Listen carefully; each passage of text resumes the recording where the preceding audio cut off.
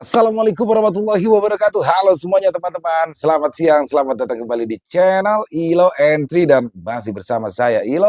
Dan dimanapun teman-teman berada, semoga teman-teman selalu dalam keadaan sehat walafiat tanpa kekurangan satu apapun. Amin amin ya robbal alamin.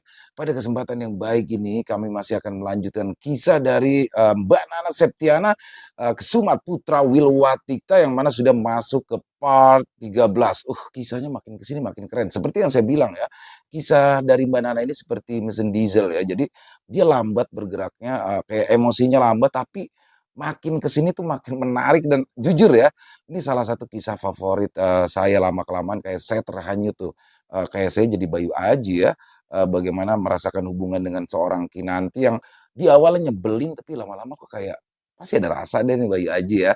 Dan semakin menarik saja, tapi sebelum kita masuk ke dalam part 13-nya buat teman-teman yang mungkin baru bergabung kami ucapkan selamat bergabung dan silakan bisa diklik dulu tombol subscribe ya, jangan lupa lonceng notifikasinya dinyalakan agar teman-teman selalu mendapatkan notifikasi dari konten-konten yang akan kami upload di setiap harinya. Untuk channel Ilo Entry, kami upload setiap hari teman-teman ya, setiap siang jam 12 siang waktu Indonesia bagian Barat. Dan nggak pakai berlama-lama lagi deh ya, nggak pakai basa-basi kepanjangan lagi. Langsung saja kita masuk ke dalam kisahnya. Dari halaman belakang rumah Bang Ilo, kita menuju ke Tanah Jawa.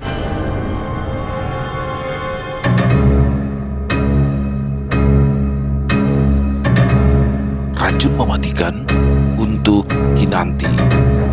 Kesumat Putra Wilwatikta Part 13.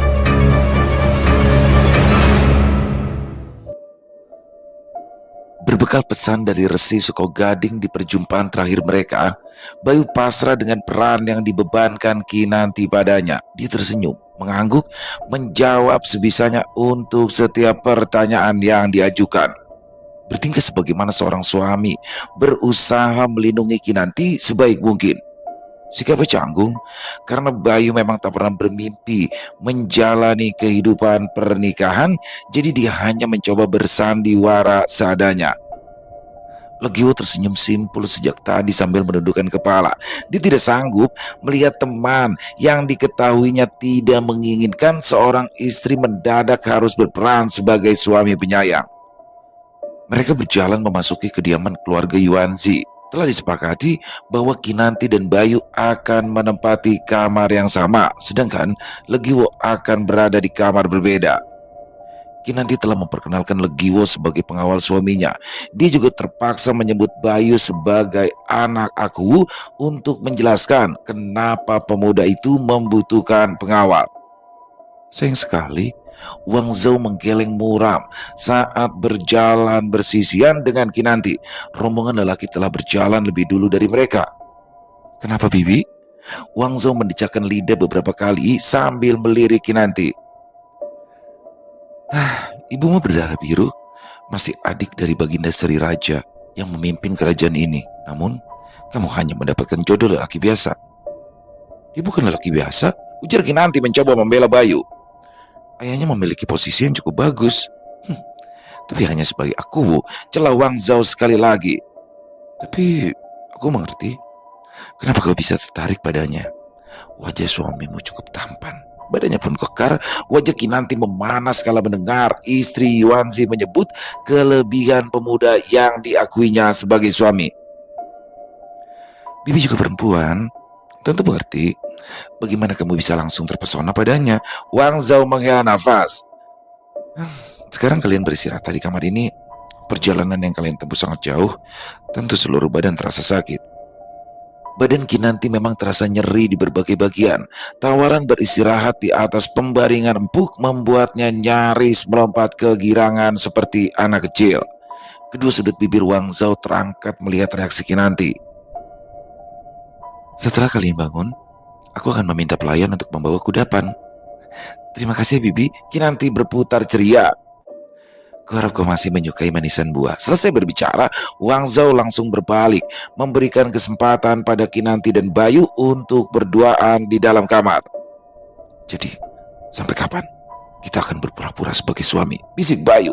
Dia beringsut mendekat ke arah Kinanti, menatap lekat ke arah gadis bermata sipit itu. Kinanti meringis. Kau sudah berjanji pada Yang Resi, jadi tak ada alasan lagi bagimu Untukmu berkelit dari janji. Bayu menggelengkan kepala, tapi tak berbicara lagi.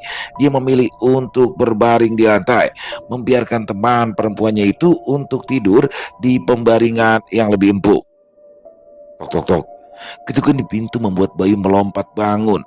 Kepalanya pening seketika karena bergerak terlalu cepat. Sekali lagi pintu diketuk, sehingga dia memaksa diri untuk bangkit dan membukanya. Mata Bayu berkedip beberapa kali saat menyadari mereka kini berada di kamar mewah milik saudagar Yuanzi. Tidur beberapa saat membuatnya sedikit linglung, namun ia segera dapat mengendalikan diri. Kudapan tuan muda. Pelayan yang berdiri di depannya membawa nampan berisi makanan kecil dan 2 poci yang masih berasap. Bayu mundur, memberikan jalan pada pelayan agar masuk terlebih dulu. Dia lalu membangunkan Kinanti agar segera bersiap menemui pemilik rumah setelah menikmati makanan ringan tersebut. Apa ini? Tanya Kinanti sambil mengusap mata. Gadis itu berbicara dengan pelayan yang menjelaskan aneka makanan ringan yang dibawanya, sedangkan Bayu memutuskan untuk keluar mencari Legiwo. Sebelum meninggalkan kamar, dia melihat Kinanti menyuap 1 kudapan kecil berwarna mencolok, melambaikan tangan ke arahnya, lalu kembali mengagumi makanan yang dihidangkan di atas meja. Bayu menggelengkan kepala sambil berjalan pergi. Kamar yang ditempati Legiwo tak jauh darinya, sehingga dia dapat segera menemui lelaki itu. Tanpa susah payah mengetuk pintu, Bayu langsung masuk. Legiwo tertidur nyenyak, liur menetes membasahi pipi karena posisinya tengah berbaring miring. Dia menipuk Legiwo dan berseru sedikit keras, "Bangun!" Legiwo terlompat kaget. Seketika ia duduk bersila dengan sikap waspada, lantas mengerang keras ketika tahu Bayu yang membangunkannya. "Ada apa?" "Mana istrimu tercinta?" Bayu memukul kepala Legiwo agak kuat, membuat temannya menggerutu kesakitan. "Ayo keluar." "Loh, kemana? Aku nggak ingin loh ganggu pasangan suami istri yang tengah berbulan madu." Tangan Bayu terangkat lagi, mengancam akan memukul Legiwo lebih kuat. Temannya itu pun meringis seraya memegangi kepala. "Aku kesini untuk mengajakmu makan di kamar kami. Tapi kalau kau terus meledek juga, sebaiknya lupakan saja tawaranku." Ia berbalik keluar kamar. Terdengar suara gaduh di belakang ketika Legiwo bergegas turun dan membasuh muka sebelum menyusul Bayu. "Aku belum pernah mencicipi makanan orang dari negara atas angin. Bagaimana denganmu?" bisik Legiwo setelah berhasil menjajari Bayu. Pintu kamar Kinanti terbuka lebar, tetapi betapa terkejutnya mereka ketika mendapati Kinanti telah tertelungkup di atas lantai. Nafas gadis itu tersengal-sengal. Setiap tarikan nafas terasa menyakitkan baginya. Wajah pucat seakan kehilangan darah, sedang pupil matanya mengecil.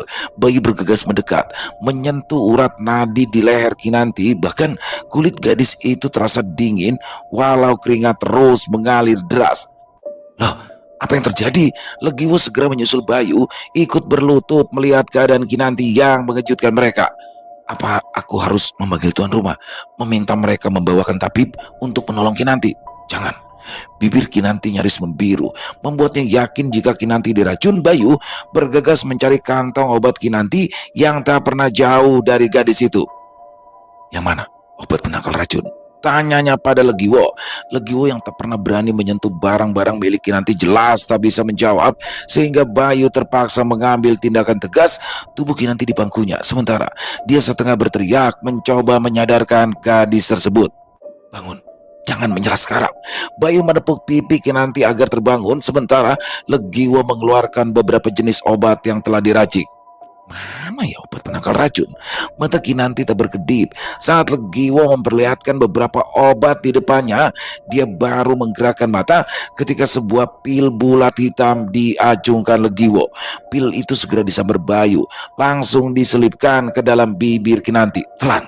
Namun lidah Kinanti terlanjur keluh sehingga dia kesulitan menelan pil tersebut. "Ambil air," perintah Bayu. Matanya masih mengawasi setiap pergerakan nafas Kinanti. "Jangan yang di atas meja, cari air lain yang tidak diracun mereka. Legiwo yang sudah setengah jalan ingin mengambil air di atas meja langsung memutar langkah. Suara kakinya yang berlari cepat terdengar jelas di telinga Bayu. Namun Bayu lebih memusatkan perhatian pada Kinanti yang kian pucat. Gadis dalam pangkuannya ini akan meninggal dunia kalau tidak segera menelan pil penawar racun. Tanpa berpikir panjang lagi, Bayu mengulung pil hitam tersebut, lantas mencium bibir Kinanti yang dingin. Hanya cara ini yang terlintas dalam pikirannya untuk menyelamatkan jiwa gadis itu. Legiwo tergesa-gesa membawakan air dalam sebuah gayung tempurung kelapa. Hampir saja dia terjatuh terpleset ketika melihat Kinanti sudah membuka mata. Loh, dia sudah sadar. Bayu mengangguk tak bersuara ketika menerima air yang dibawakan Legiwo. Minumlah, desak kepada Kinanti. Gadis di pangkuan nyaris tak mampu bergerak, tetapi Bayu memaksanya untuk minum. Setelah beberapa tegukan, barulah Bayu merasa puas. Bagaimana dia bisa diracun seperti ini? Pertanyaan yang diajukan Legiwo bukan tanpa alasan. Gadis itu dikenal sangat teliti, bahkan aroma makanan yang tercium sedikit aneh saja membuatnya menjauh karena tak ingin tertular penyakit. Entahlah, coba Bayu sambil mengamati ke meja yang berantakan. Pandangan Legiwo pun tertuju ke arah yang sama. Firasat mereka mengatakan bahwa kudapan yang disediakan oleh Wang Zhao adalah penyebabnya. Apa mungkin ya ini ulah keluarga Yuanxi? Kalimat Legiwo menggantung begitu saja, tapi cukup difahami oleh ketiganya. Sudahlah, sebaiknya kau bereskan lagi meja kecil itu, buat agar tidak terlihat ada yang janggal. Bayu mengangkat Kinanti, membaringkannya kembali di atas pembaringan. Selai selimut dari kain tebal menutupi kaki hingga leher. Wajahnya putih tapi tak lagi sepucat tadi. Setidaknya dia sudah dapat bernafas lebih tenang. Legiwo berdiri kebingungan. Meski perintah Bayu sudah cukup jelas, tapi dia ragu karena takut terkena racun. Mereka belum tahu makanan apa yang Kinanti sentuh sehingga dia begitu dekat dengan kematian. Apalagi yang kau tunggu? Serga Bayu saat melihat Legiwo tak bergerak sama sekali. Bagaimana kalau aku ikut terkena racun juga? Polos sekali wajah Legiwo saat bertanya demikian kepada Bayu. Namun wajar baginya untuk bertanya. Keadaan Kinanti saat sekarang tadi membuat nyalinya ciut. Ambil kain atau apa saja untuk melapisi tanganmu agar tidak bersentuhan langsung dengan makanan. Bayu menoleh tak sabar. Pastikan saja agar terlihat rapi, sehingga keluarga Yuanxi tidak tahu kalau Kinanti sudah terkena efek racun. Legiwo mengangkat sudut bibir karena diperintahkan sedemikian rupa. Dia tidak memiliki alasan lain untuk membantah, sehingga terpaksa menuruti kehendak Bayu walau sedikit segan. Cangkir dari logam berwarna kekuningan bergelimpangan di atas lantai.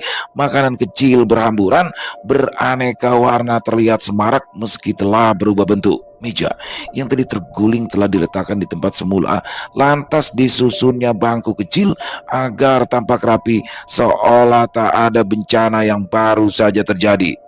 Air liur Legiwo nyaris menitik ketika ia memunguti makanan yang jatuh.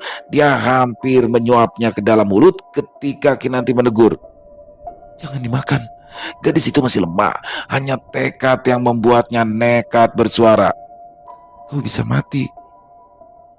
Legiwo langsung menjatuhkannya ke atas piring, lalu membersihkan tangan ke atas meja.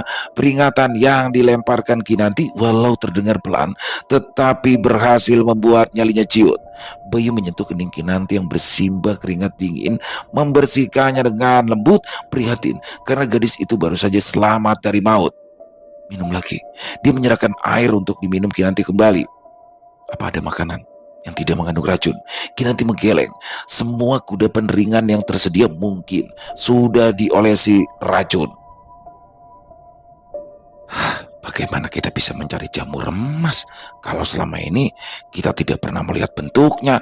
Gumam Legiwo saat Kinanti telah tertidur. Kinanti sempat memberi instruksi agar Bayu dan Legiwo mencari jamur emas, pil penawar racun yang ditelannya tadi. Hanya menunda efek racun, namun perusakan jaringan akan tetap terjadi. Mereka duduk di depan meja sambil merenung. Kinanti telah tertidur sebelum sempat menceritakan bagaimana bentuk jamur emas yang harus mereka cari. Derap langkah teratur dari depan kamar membuat mereka bangkit dari lamunan. Legiwo memandang gugup pada permadani yang melapisi lantai, memastikan tidak ada cairan teh yang meninggalkan bekas. Ya, mereka sudah sepakat untuk mengambil beberapa jenis kudapan ringan yang disediakan untuk memberi kesan jika mereka telah mencicipinya.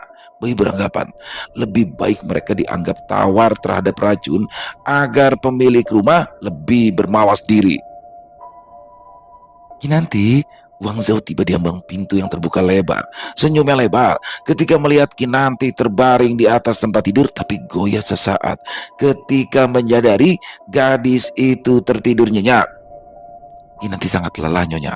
Bayu berdiri dari duduknya semula, menirukan gaya Kinanti ketika memberikan salam hormat kepada wanita berdarah asing itu. Maafkan aku terlalu senang bisa bertemu lagi dengan Kinanti hingga membuatku lupa diri. Wang Zhao surut selangkah. Raut kecewa segera lenyap dari wajahnya, berganti dengan roman ramah selayaknya pemilik rumah yang baik. Bagaimana dengan makanan kecil yang gue kirim tadi? Kuharap sesuai dengan seleramu. Meski berusaha terlihat sangat hangat, suaranya jelas terdengar syarat oleh kekecewaan. Kami sangat menyukainya, Nyonya. Makanan seperti ini baru pertama kali kami coba. Wang Zhao masih tersenyum lebar. Dia melirik Kinanti yang tertidur nyenyak, lalu bersiap meninggalkan kamar mereka. Nyonya, apa Anda pernah melihat jamur emas? Bayu bertanya tiba-tiba, membuat Wang Zhao urung melanjutkan langkah. Kenapa? Kenapa kalian bertanya tentang jamur emas? Sorot matanya melirik ke arah Kinanti. Dada gadis itu naik turun dengan teratur, sama sekali tak menunjukkan bahwa dia tengah sekarat karena racun. Istriku mengajak ke sini untuk mencari jamur emas, untuk melengkapi persediaan obat yang mulai menipis. Oh, begitu. Saut Wang Zhao. Tidak banyak yang menjual jamur emas sekarang ini. Kalaupun ada, harganya sangat tinggi. Aku sendiri belum pernah melihatnya. Bayu terlihat kecewa, tapi dia kembali bertanya, bagaimana bentuk jamur itu? Apakah berwarna keemasan seperti logam mulia?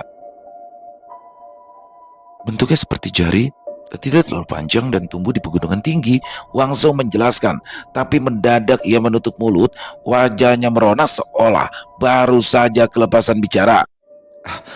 Aku permisi pergi. Ada beberapa hal yang harus kusiapkan untuk acara makan malam. Mereka berdiri mengantarkan kepergian Wang Zhao yang sedikit tergesa. Dua orang perempuan muda mengikuti langkah Wang Zhao sambil sesekali melirik ke arah Bayu. Setelah yakin jika sang nyonya rumah telah pergi, Bayu pun berpaling pada Legiwo. Bisa kau menjaga Kinanti sebentar? Apalagi yang mau aku lakukan? Legiwo bertanya cemas. Bayu terkadang bersikap ceroboh membuat Legiwo tak pernah tenang. Kau mungkin tak pernah mendengar percakapan antara Kinanti dan Yuanzi saat pertama bertemu di pelabuhan. Bungkusan sutra yang berhasil kuselamatkan itu berisikan jamur emas. Ya tapi kan nyonya rumah mengatakan kalau dia itu tidak pernah melihatnya. Bantah Legiwo. Kalau tidak pernah melihatnya, kenapa dia bisa menjelaskan bagaimana bentuk jamur emas itu? Bayu merapikan pakaiannya. Sebuah rencana rapi sudah terbentuk dalam benak. Ia harus segera mendapatkan jamur itu. Jadi dia bohong. Legiwo meradang saat tahu mereka hanya masih didustai. Apa yang kau harapkan dari keluarga yang telah meracuni tamunya? Bayu menggelengkan kepala, lalu beranjak keluar. Jaga Kinanti, jaga dengan baik selama aku keluar. Rencanamu apa? Tanya Legiwo masih penasaran dengan rencana Bayu yang terkadang terasa konyol baginya. Bayu tersenyum tipis. Merayu salah satu pelayan Wang Zhao, berharap perempuan itu bersedia memberikan informasi di mana jamur emas itu tersimpan.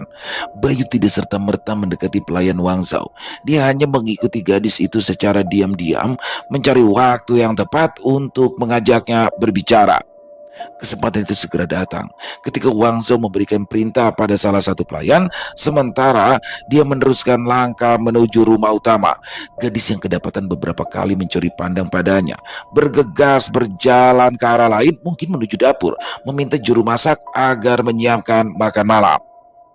Setelah memastikan Wang Zhao hilang dari balik bangunan utama, Bayu pun berjalan keluar dari persembunyian, matanya menatap lurus ke arah depan, seolah ada yang tengah difikirkan pelayan yang menjadi incaran. Segera melihat kemunculan Bayu, dia membungkuk dan tersenyum manis untuk menarik perhatian pemuda itu. "Raden Mas," sapanya. "Ada yang bisa saya bantu?" Kulit gadis pelayan tersebut berwarna kecoklatan dengan mata lebar. Bukan hanya ciri fisik, tetapi logatnya saat berbicara pun menunjukkan bahwa mereka itu berasal dari bangsa yang sama. "Ah, aku ingin mencari angin," jawab Bayu. "Di kediaman seluas ini tentu ada taman indah untuk bisa menikmati angin sore sebelum makan malam." "Oh, ada, tentu ada Raden.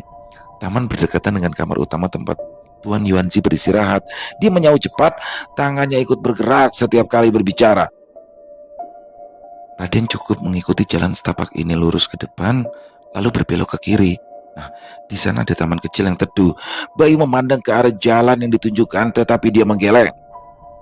"Bagaimana kalau kau antarkan aku ke sana?" Mata gadis itu berbinar cerah kala mendengar permintaan tamu dari tuan rumahnya. Pandangan pertama saat pemuda itu memasuki gerbang kediaman Yuanzi telah berhasil menyihirnya. Wajah rupawan dengan sorot mata tajam sudah memikatnya dengan cepat. Rasa girang membuat si gadis pelayan lupa pada tugas dari Wang Zhao. Senang hati dia mengantarkan tamu tuannya menuju taman. "Siapa namamu?" "Nama saya Den Mas," tanyanya dengan wajah keheranan. Ya, baru saat ini ada tamu majikan yang berbaik hati mencari tahu namanya walau dia hanya pelayan rendahan. "Nama saya Nawa." Bayu menganggukkan kepala, lalu berusaha menyusun untuk kalimat yang akan diajukannya kembali. Selama ini hanya Kinanti, perempuan yang akrab dengannya. Gadis itu pun selalu berbicara pedas, sehingga Bayu sedikit kesulitan menghadapi pelayan bernama Nawa yang berwatak lebih lembut. "Kita sudah sampai," ujar Nawa memecahkan lamunan Bayu. Ya, taman tempat mereka berada kini tidaklah terlalu besar, namun ditata dengan baik agar bisa dinikmati keindahannya. Bayu menggeleng saat Nawa berniat undur diri. Dimintanya agar duduk bersama Bayu dengan alasan agar dia tidak kesepian. "Aku enggan kembali ke kamar. Teman perempuanku bersikap sangat lancang saat mengatakan jika hubungan kami adalah suami istri. Bayu tidak berbohong tentang hubungan mereka. Tapi aku tidak tega membongkar dusta temanku itu." "Jadi Raden Mas belum menikah?" Kepala miring sedikit saat mendengar bahwa Bayu masih lajang. "Belum ada perempuan yang berhasil mengikatku dalam jerat perkawinan." Dikedipkannya satu mata. "Apa kau ingin mencoba menjeratku juga?"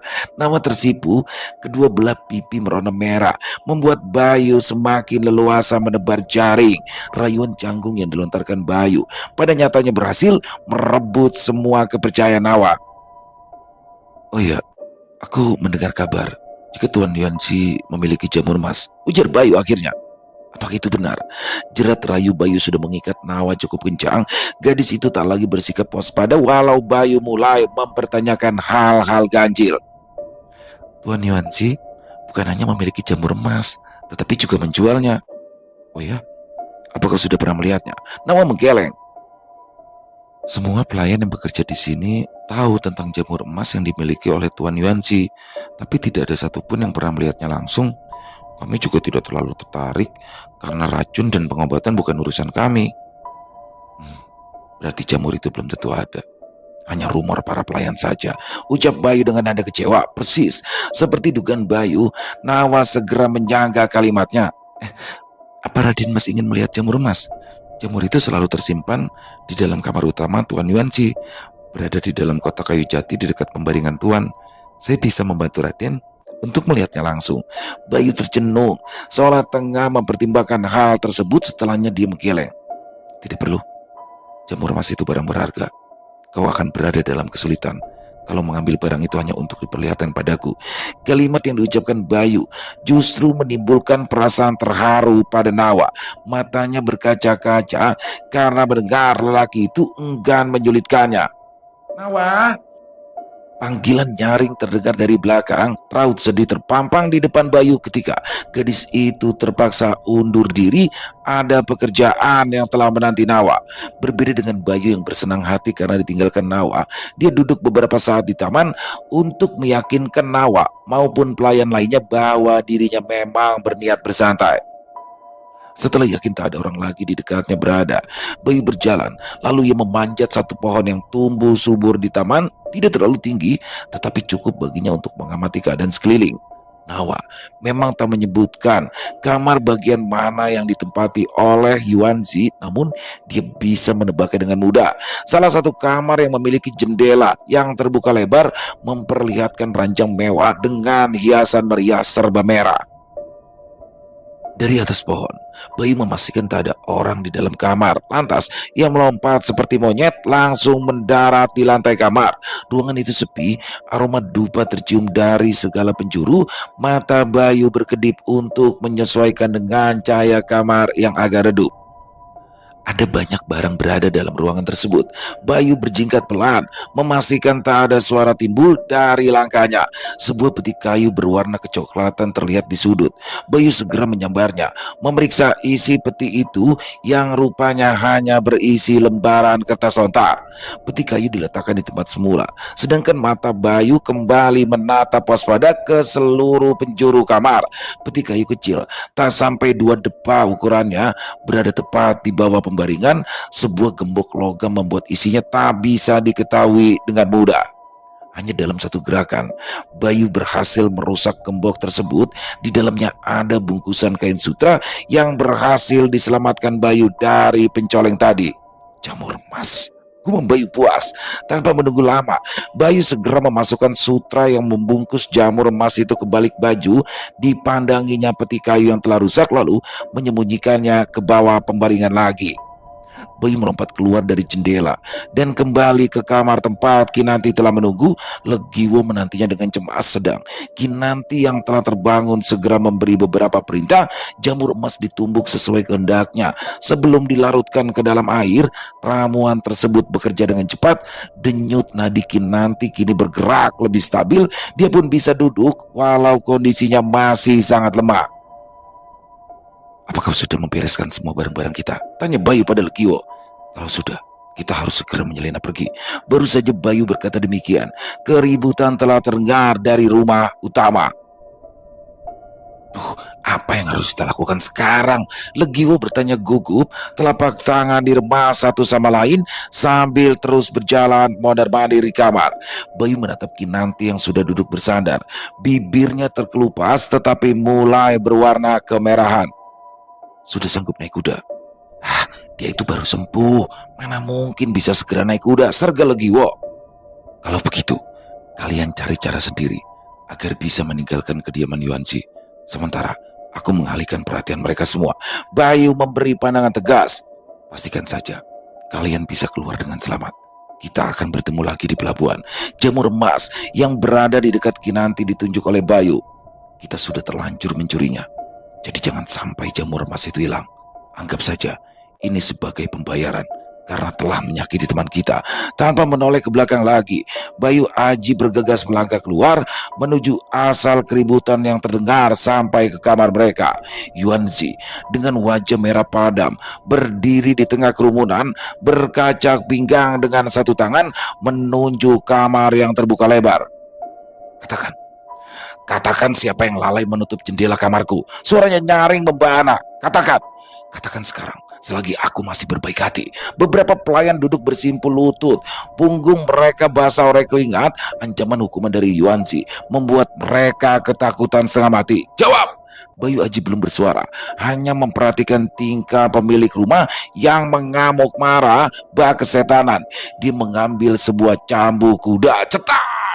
Cambuk diayunkan ke punggung salah seorang pelayan. Jerit kesakitan nyaring terdengar membungkam keributan dari segala penjuru.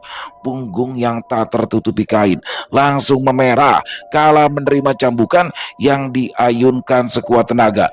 Cambukan demi cambukan saling menyusul hingga punggung yang semula bersih kini bermandi darah. Si pelayan tak lagi sanggup menjerit. Bibirnya gemetar sementara air matanya meleleh dengan deras. Tetes-tetes darah terus mengalir, membasahi punggung yang terkoyak. "Apa Tuan Yuanzi marah karena jendela kamar terbuka?" bisik Bayu Aji. Dia berlagak seakan tak mengerti keadaan yang tengah terjadi. Perempuan pelayan bernama Nawa yang tadi menemani Bayu ke taman mengangguk dengan raut wajah tegang. "Ada yang mencuri barang berharga milik Tuan Besar Wang Zhao." Yang berdiri di dekat Yuanzi mendengar kasakusuk di belakangnya. Dia berbalik dan langsung berhadapan dengan Bayu yang tengah berbicara dengan salah satu pelayan. "Nawa, lancang sekali kau berani berbicara dengan tamu." Nawa tergagap. Dia membungkuk lantas menjaga jarak dengan Bayu. Bola matanya bergerak cepat, takut mendapat hukuman serupa dengan rekan kerjanya. Yuanzi dan Wang Zhao bukanlah majikan yang baik. Sedikit saja kesalahan yang dilakukan oleh para pekerja, mereka tak segan memberikan hukuman berat. Dicambuk 20 kali masih terhitung hukuman ringan. Beberapa pelayan bahkan harus pasrah menerima nasib ketika satu tangan mereka dipotong karena tuduhan mencuri. "Nyonya, saya yang salah karena telah mengajak pelayan Anda berbicara." Bayu maju ke depan, disambut dengan senyum kaku Yuanzi suami istri. Pecut kuda di tangan pun dilepas, terjatuh ke tanah sebelum diambil oleh salah seorang pengawal. Senyum Yuanzi mulai melebar, tetapi tidak sampai ke mata. Keributan ini pasti sampai ke kamar kalian. Bagaimana Kinanti? Apa dia sudah bangun dari tidurnya?" "Belum Tuan. Kinanti masih tertidur dengan nyenyak. Rupanya dia sangat kelelahan, sehingga suara ramai sekalipun tidak bisa membangunkannya." Yuanzi memandang ke arah pelayan yang masih tertelungkup sambil mengerang kesakitan. Sebaiknya dirimu segera kembali ke kamar. Kami sedang menghukum pelayan yang teledor membuka jendela kamar sehingga barang berharga kuraib." Bayu baru akan bertanya tentang barang yang hilang tersebut ketika keributan kembali terdengar dari istal kuda. Seorang penjaga berlari dengan nafas tersengal-sengal. "Tuanku, tamu Anda melarikan diri dari pintu belakang. Mereka juga mencuri 2 ekor kuda terbaik kita." Tuan rumah tersentak lalu memandang ke arah Bayu yang berdiri tenang. Wajahnya menahan geram ketika ia bertanya, "Apa-apaan ini?" Kedua tangan Bayu diangkat ke atas. Dia menggeleng dengan ketenangan terkendali ketika ia berkata, "Saya juga tidak mengerti. Kinanti masih tertidur ketika saya kesini. Dan Tuan lihat sendiri, saya sama sekali tidak mencuri kuda. Mungkin itu adalah tamu Tuan yang lain." Amarah di mata Yuanzi perlahan meredup saat menyadari hal tersebut. Hanya saja dia tidak memiliki tamu lain selain rombongan Kinanti. Lagi pula pekerjanya juga tidak mungkin berbohong. Wang Zhao yang merasakan ada hal janggal maju ke dekat suaminya, membisikkan kecurigaan pada Bayu Aji karena sempat menanyakan jamur emas padanya. Walau bisikannya pelan, tetapi suara gaduh mendadak hening. Tidak ada yang berani menimbulkan keributan saat majikan mereka sedang berbicara. Dia sempat bertanya tentang jamur emas, sentak Yuanzi. Wang Zhao mengangguk. Tangan Yuanzi terkepal membentuk tinju. Giginya gemeletukan murka. Lelaki muda tersebut telah memecundangi dirinya. Dia membawa Kinanti ke sini dengan tujuan untuk membungkam mulut gadis itu. Penyelidikannya tentang kematian sang ibu akan membuat keluarga Yuanzi berada dalam bahaya besar. Namun alih-alih menghabisi Kinanti, ia justru kecolongan. Jamur emas yang disimpannya dengan rapi menghilang. Kinanti pun lenyap melarikan diri. Bayu yang mengerti akan kemarahan Yuanzi kembali mendidih, tersenyum simpul. Dia menunduk dan memberi hormat. "Mohon maaf, tapi saya akan pergi ke kamar untuk memeriksa Kinanti. Apa benar dia melarikan diri dan meninggalkan saya seorang diri di sini?" Ketika dia berbalik, Yuanzi pun memberikan aba-aba pada para pengawalnya untuk menyerang sang tamu. Tidak tanggung-tanggung, 10 pengawal langsung menghunus pedang. Pada hitungan ketiga, mereka maju serentak. Bila pedang yang tajam ditusukkan pada Bayu, namun pemuda itu telah bersiap diri. Dia cepat merunduk hingga pedang gagal mengoyak tubuhnya. Belum lagi penyerangnya sempat bereaksi, Bayu sudah mengayunkan kaki. 3 lawan roboh terjengkang ke tanah ketika Bayu melawan. Serat! Salah satu pengawal berhasil mengoyak lengan baju Bayu. Tak ada darah yang keluar karena cepat berkelit. Tangan penyerang ditangkap Bayu, ditekuk kencang ke bawah hingga pedang terjatuh. Disambarnya pedang tersebut setelah memukul leher lawan. Kenapa kalian diam saja? Cepat bunuh dia!" Yuanzi berteriak gahar. Para pengawal bangkit dengan terburu-buru. Pedang kembali berkelebatan menyambar setiap bagian tubuh Bayu yang bisa dilukai. Trang, trang. Pedang teman mereka yang direbut Bayu menjadi pelindung baginya.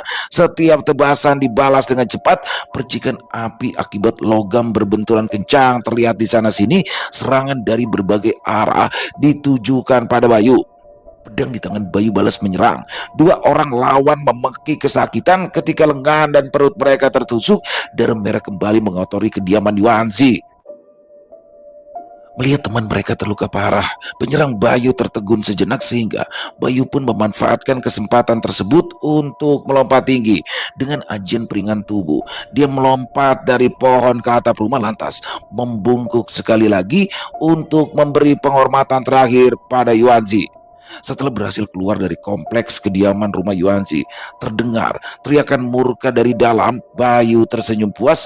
Berbekal pedang rampasan di tangan, Bayu kembali menuju pelabuhan. Bayu terpaksa berjalan kaki, menembus keramaian dengan caping lebar yang menutupi kepala. Dia terburu-buru pergi sehingga tidak sempat mengambil kudanya. Walau sudah lama tak menginjak kota Kadipaten Condong, ingatan Bayu masih kuat. Jalan kecil yang dulu sering ditelusurinya saat kabur dari kediaman Adipati menjadi pilihan. Dia bisa langsung menuju ke pelabuhan tanpa harus melalui jalan besar. Namun setelah sebelum menempuh jalan setapak, Bayu harus melewati pasar yang tak pernah sepi. Suara para pedagang terdengar silih berganti, berteriak-teriak memanggil para calon pembeli. Buah-buah segar ditata dengan baik, begitu pula dengan kain beraneka warna. Pasar Kadipaten selalu ramai, baik pejalan kaki maupun penunggang kuda melintasi jalanan sempit. Pedagang menghampar barang dagangan di berbagai tempat, saling berebut lapak agar bisa menarik perhatian pengguna jalan. Banyak orang yang melewati pasar, tapi hanya sedikit yang membeli barang jualan kita. Seorang pedagang mengeluh. Pedagang di sebelah lapaknya melirik prihatin. Ya mau bagaimana lagi? Semua orang terbebani oleh pungutan upeti yang semakin tinggi. Apa Adipati Joyopati tidak tahu ya keadaan rakyat sekarang ini? Upeti yang dimintanya menjadi semakin memberatkan kita. Temannya mendengus. Adipati Joyopati hanya tahu bersenang-senang bersama perempuan. Mana mungkin dia peduli dengan keadaan rakyatnya? Pedagang lain yang mendengar pembicaraan mereka segera beremtak. Jaga mulut kalian. Sekarang ini masa sulit. Bahkan pohon pun punya telinga. Loh, maksudmu apa? Pohon punya telinga? Temannya tertawa tak tahan. Maksudku, itu hati-hati dengan omongan kalian. Jangan sampai terdengar oleh anak buah Adipati Joyopati. Pedagang kedua pun menimpali. Benar juga, kalau sampai terdengar oleh para penjilat Adipati, bisa-bisa kepala kita dipenggal. Bayu Aji meneruskan langkah. Pembicaraan yang didengarnya sekilas sudah lebih dari cukup. Dia paham keadaan Kadipaten Condong semakin parah di bawah pimpinan Mergolo Joyopati, pamannya sendiri. Dulu semasa romonya masih memimpin Kadipaten Condong, tidak pernah ia mendengar keluhan dari rakyat. Para pedagang terlihat lebih ceria, bukan mengeluh seperti sekarang. Barang jualan ditawarkan dengan wajah berseri, sedangkan kini mereka menawarkan dengan putus asa, seakan nyawa mereka pun tergantung pada pembeli yang berbaik hati membelinya. Bayu melirik sekali lagi ke arah rombongan pedagang yang tadi ramai bicara. Badan mereka ceking dengan pipi yang cekung, mata sedikit kekuningan, sedangkan rambut menipis dengan uban yang tumbuh tidak beraturan. Pantas saja, jika mereka begitu ngotot untuk mencari pembeli, dagangan tak laku maka mustahil mereka bisa makan. Bayangan anak istri kelaparan membuat mereka semakin keras menarik perhatian para pengguna jalan. Derap langkah banyak orang di belakang Bayu membuatnya sedikit terkejut. Dia menoleh lalu menyingkir ke dekat deretan pedagang untuk mengamati lebih jelas. Bukan hanya Bayu yang minggir dari jalan, orang lain yang sedang melihat dagangan pun melakukan hal serupa. Barisan lelaki berbadan tegap dengan berbagai senjata tersandung di tubuh melintasi jalan dengan wajah bengis, tombak, pedang, dan anak panah membuat penampilan mereka semakin garang. Siapa mereka? Tanya Bayu pada pedagang yang berdiri di dekatnya. Prajurit Kadipaten. Lelaki yang diajak berbicara menjawab dengan tegang. Entah apa yang terjadi. terjadi ya yang membuat mereka mendadak muncul? Apa ini pertanda tidak baik? Tanya Bayu lagi. Hanya ada kejadian besar yang membuat prajurit Kadipaten keluar dari barak mereka. Apa kamu tidak tahu kalau Senopati Wirasana tewas? Orang lain yang menyaut, dia tewas setelah menantang pemuda yang ditemuinya saat pulang dari istana kota raja. Apa? Mustahil. Senopati Wirasana itu sangat sakti loh. Ya tidak mungkin dia bisa kalah dengan mudah. Beberapa orang berbicara bersamaan sedang yang memberi informasi langsung membusungkan dada, berpuas diri karena berhasil memberikan keterangan baru. Mungkin dia memang sakti, tapi pada nyatanya Senopati Wirasana memang sudah tewas. Dia bersuara agak keras. Ada rumor kalau pemuda yang membunuhnya itu adalah Raden Arya Dharmayasa, putra tunggal mendiang Adipati Lama Kita. Buk! Belum lagi dia selesai berbicara, dadanya dihantam oleh gada dari besi. Lelaki itu tersentak, tulang dadanya hancur karena gada yang dihantamkan sekuat tenaga. Mulutnya menggelegak mengeluarkan darah, lalu tumbang ke tanah. Tubuhnya kejat-kejat, kejang tak karuan sebelum akhirnya mengembuskan nafas terakhir. Prajurit yang keluar dari rombongan kembali mengayunkan gada seakan barang itu hanyalah mainan anak kecil. Dia berteriak, "Siapa lagi? Siapa lagi yang ingin mengalami nasib serupa?" Ning. Tidak ada satu orang pun yang berani membuka mulut, sedangkan Bayu semakin mundur ke arah belakang, menyembunyikan diri di balik orang banyak. Pedang rampasan dari kediaman Yuanzi masih ada di tangan. Keadaan bisa menjadi lebih gawat kalau para pria bersenjata itu melihatnya menenteng pedang. Akan tetapi, keberuntungan Bayu tidak berumur panjang. Salah satu prajurit melihat gerakan yang bergerak mundur lalu menangkap pantulan cahaya menyilaukan. Sang prajurit bergegas merangsek maju, pedang tajam ditariknya dari sarung. Kerumunan masyarakat terbelah memberikan jalan padanya untuk mendekati Bayu. "Hei, siapa namamu?" tanyanya dengan pedang terhunus ke arah leher Bayu. "Kenapa kau membawa pedang?" Bayu mengangkat pedang di tangannya, lalu tersenyum pasrah. "Saya menemukannya di jalan." Kebohongan yang diucapkan Bayu membuat si prajurit murka. "Pendusta!" Pedang diayunkan, tetapi Bayu juga tak tinggal diam. Dia menangkis dengan cepat, membuat orang yang berdiri di dekatnya berlari ketakutan. Pedang beradu dengan pedang. Prajurit yang murka karena mendapat perlawanan semakin naik darah, namun gerakannya menjadi lebih canggung. Karena tak bisa mengendalikan emosi, Bayu mengambil kesempatan dengan cepat. Dia berputar, lalu menghantam ulu hati lawan dengan menggunakan gagang pedang. Wajah prajurit itu langsung pucat. Dia berdiri sempoyongan dengan tangan memegang ulu hati yang sakitnya bukan kepalang. "Kurang ajar!" seru temannya yang melihatnya kesakitan. Beberapa orang prajurit segera maju, bersiap menyerang Bayu secara bersamaan. Namun Bayu enggan meladeni prajurit rendahan sombong seperti mereka. Sebelum mereka mendekat, Bayu telah mempersiapkan diri dengan ajian Segara Sadaka. Tinju dihantamkan ke tanah, angin pun berembus kencang dari kepalan tangan. Para prajurit terjengkang terkena angin topan yang menerjang cepat.